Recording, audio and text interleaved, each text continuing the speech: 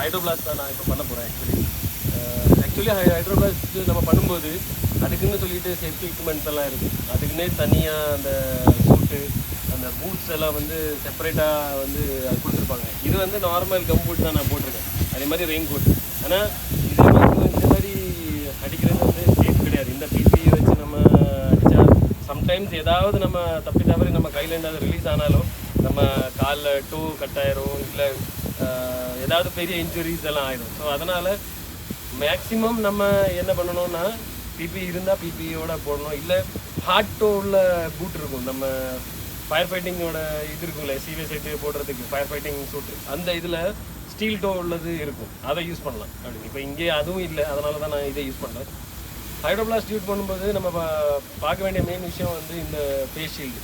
ஏன்னா இந்த normal goggles வந்து வேலைக்கு ஆகாது. கண்டிப்பாக வந்து இந்த காகுல்ஸ் போட்டிருந்தாலுமே இந்த ஃபேஸ் ஷீல்டு இருக்கணும்.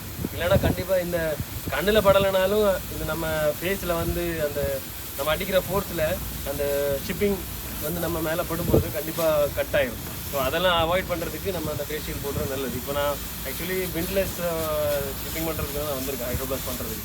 இதுவும் இப்படி ரிலீஸ் ஆகக்கூடாது. இது ஆக்சுவலி இந்த நான் இப்போ ஸ்டார்ட் பண்ணவே இல்லை, ஆனாலும் கண்டினியூஸாக ரிலீஸ் ஆகுது. அதோட அர்த்தம் என்னென்னா இந்த கன்று வந்து ஹோல்ட் ஆகலை.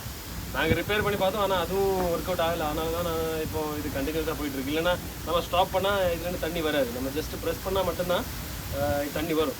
இதில் இன்னொன்று இருக்குது, இது அமுக்காமல் இருக்கிறதுக்கு ஒரு சேஃப்டி லாக் ஒன்று இருக்குது. இதுதான் இந்த ரெட் கலர் ஒன்று. இதை கீழே அமுக்கிட்டோன்னா இது எவ்வளோ தான் அமுக்குனாலும் அமுங்க.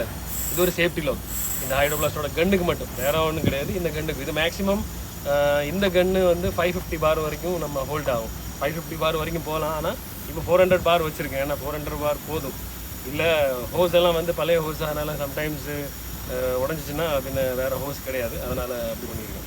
ஸோ அவ்வளோதான் கைஸ், பாய், தேங்க்யூ.